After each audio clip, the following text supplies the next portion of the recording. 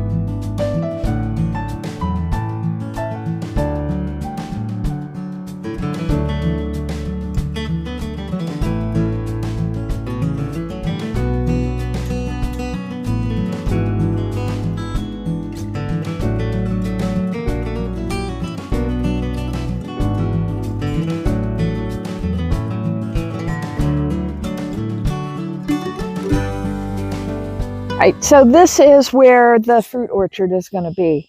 And I have kind of a 5-year plan for getting started. Let me show you. So this was my initial design.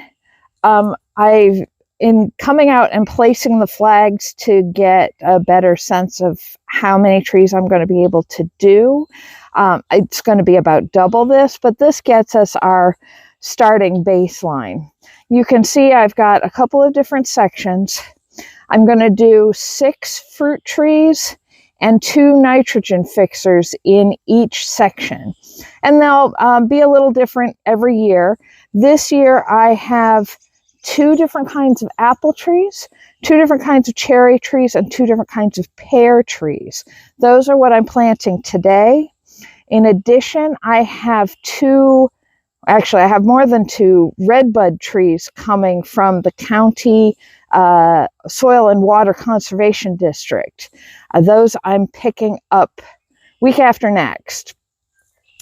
And those will go in all of these end spots to help the trees collect nitrogen that's going to help them grow better. In any way an expert on permaculture or permaculture orcharding. There are a million videos out there on YouTube that you can check out to get more information on this. I'm going with what I've picked up so far, and obviously this is going to be a learning process for me. So we are going to start small, build up over the next 5 years. So by the end of 5 years, I should have 30 fruit trees in place. Which should be more than enough for a decent fruit orchard for my needs here on the property, and if I want to be able to donate food somewhere or sell it or however I want to manage it. But we aren't getting any fruit until we get some holes in the ground, so let's get some holes in the ground. Notice something missing? I didn't.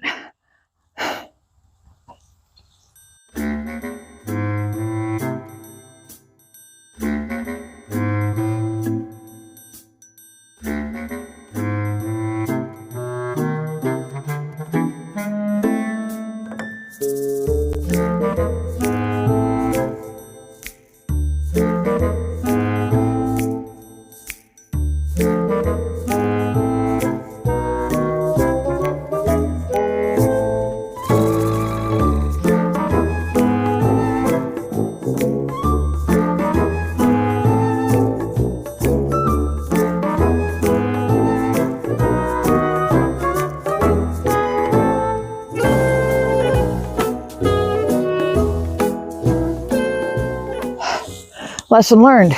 Secure your trees. All right, let's try that again.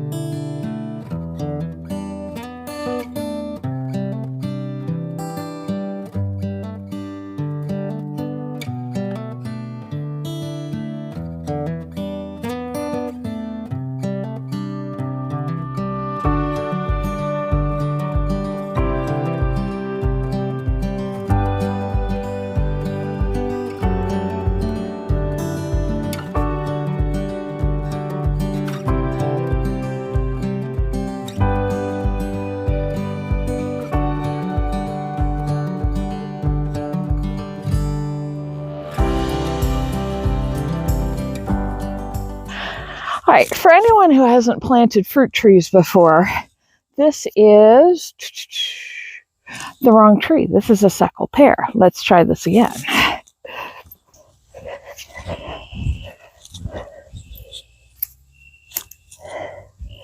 Yeah, I should make it a little bit deeper. This is a Benton sweet cherry, which is supposed to go in this hole according to my pattern. So, but this is true on all fruit trees, that in general, we do not plant fruit trees just from the seeds that you get when you eat a piece of fruit. So if you pick up an apple at the farmer's market, eat it, you can save those seeds, you can plant them, you will get a fruit tree, but it may not retain all of the characteristics of the fruit that you ate. Just like when you plant seeds from plants that you grew the previous year, the quality of the vegetables that come off it may not be an exact match for what you had depending on the variety. And we'll do a whole other video talking about open pollinated and hybrids and all of that.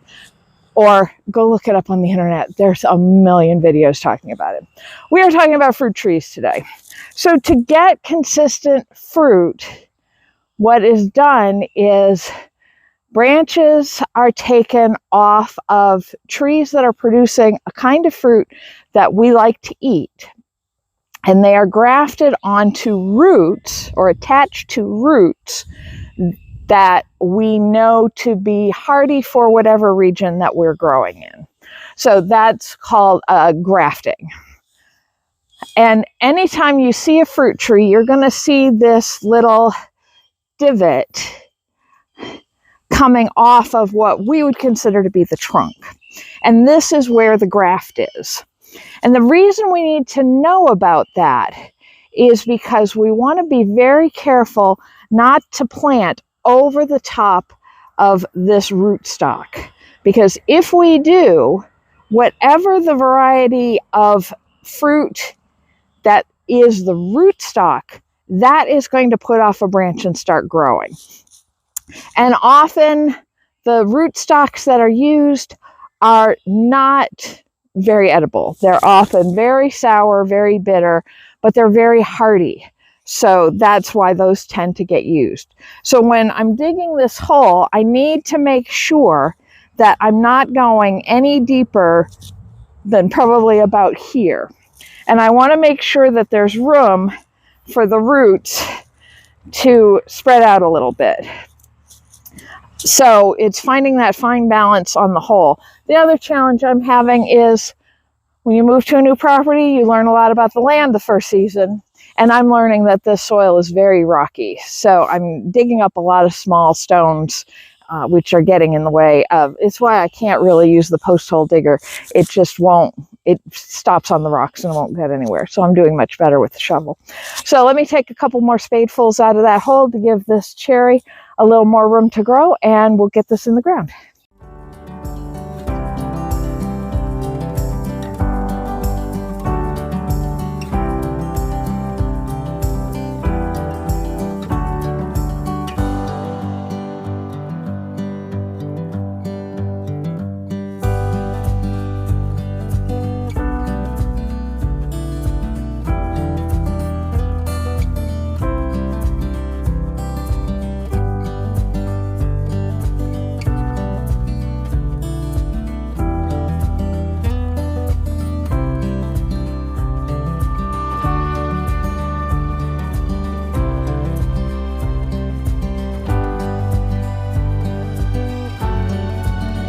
right, so there's that in. I put the turf that I dug up back in upside down so that the grass isn't getting sunlight to be able to grow. And we're going to add some extra support for that in a minute. But just to save on materials and to repurpose that will basically give the worms food and give it a chance to break down. Oh, hello, there is a slug on my cherry tree. You can move right along, my friend. All right, and that's it. That's the plant in the ground. Now, one thing I do want to do, I want to keep this tag because it identifies the variety of tree, because I'm not going to remember. But if I leave it on the trunk, it's going to girdle it and keep it and cut into the bark as it gets bigger. So I'm just going to take this off and I'm going to put it on one of the side branches. And that then has lots of room to move, room for that branch to get bigger. And as we need to prune it over the next few years, we'll adjust it as we need to. But we've got lots of buds coming out on this. So I think we got this one off to a good start. Now there's one last step that I need to do before we can move on to the next one. Now we talked about using the turf, but we don't want that to get any sunlight so that it starts growing again. So we're going to take some sheets of cardboard and just wrap it around the tree, give it some good coverage, and then we're going to put a couple of shovelfuls of compost on top of that. Ideally, we'd put a heavy compost load and then mulch, but I don't have any mulch right now, so we're going to go with this, and we will improve it over the course of the summer as I get more materials.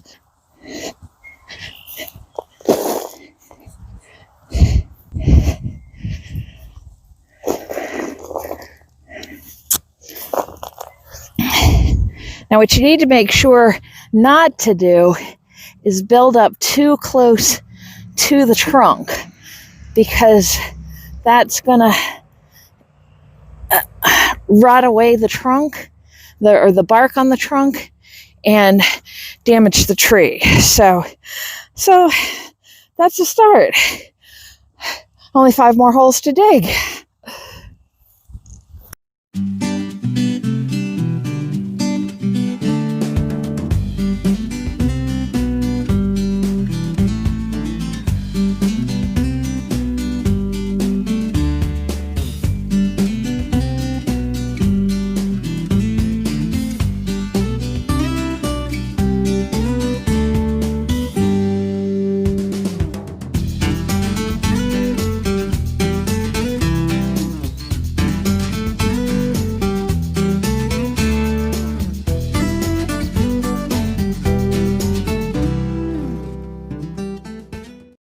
This one I'm giving some extra care to because the roots were so tall.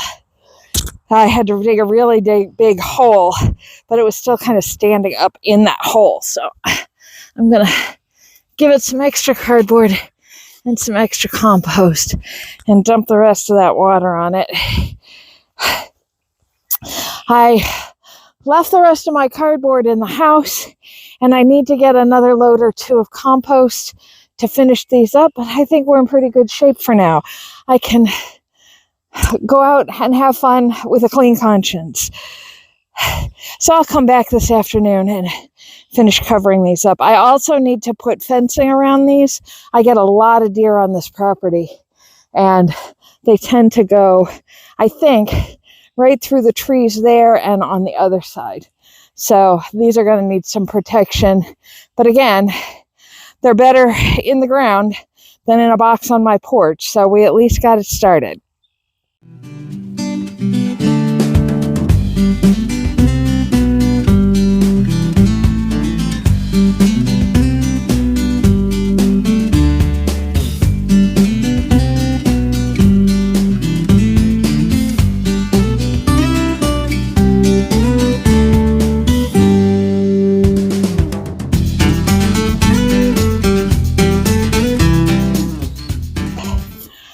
thought I was done. But as I was heading back towards the house, I noticed this.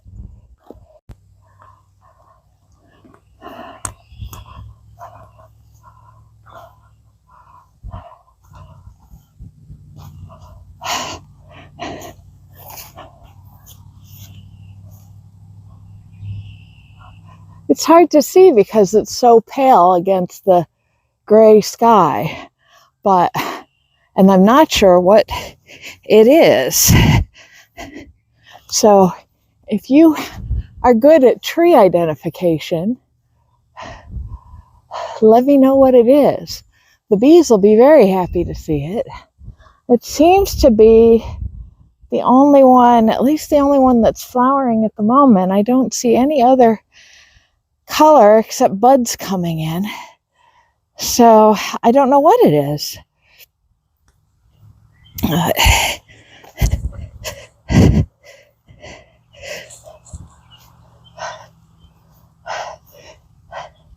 But that's a nice surprise. A little bit of spring. I think that's going to do it for today. I'll be running around until evening now, which is fine. It's a good thing. I got work done, and now I get to work on community building, which is hard for an introvert, but we'll get there. In case you were wondering, the weird diamonds in my front yard are eventually going to be flower beds, but because I'm having a hard time sourcing compost, I'm having a hard time filling them. I could go to one of the big box stores and get dirt there, but it's going to be incredibly expensive. So I'm waffling on whether or not to do that, especially since I think I'm going to have to buy a ton of bagged compost to top dress the garden. You would think in the middle of the country, I wouldn't have a problem finding compost, but it was easier in the Philly suburbs getting a big truck full of leaf compost than it is out here. I just can't find it. So the sourcing will continue. I will be very happy by fall when I have my own compost being generated by the chickens and the rabbits in the garden. But that is not today. That is for the future. I do have other stuff to do this weekend. I need to get my grape arbor set up because in 2 weeks, along with the red buds, I'm also picking up grapes and some, I believe, Fraser firs and a bunch of other trees. I went a little tree happy. I also have an order of willows coming, but those are really easy because they're stick and poke down in the lower pasture. I've got the river locusts that need to go in. I've got the nursery bed stuff that needs to go in various places. So I probably shouldn't take the afternoon off, but I need to get familiar with my area. So I'm going to go and check some stuff out. I will see you tomorrow.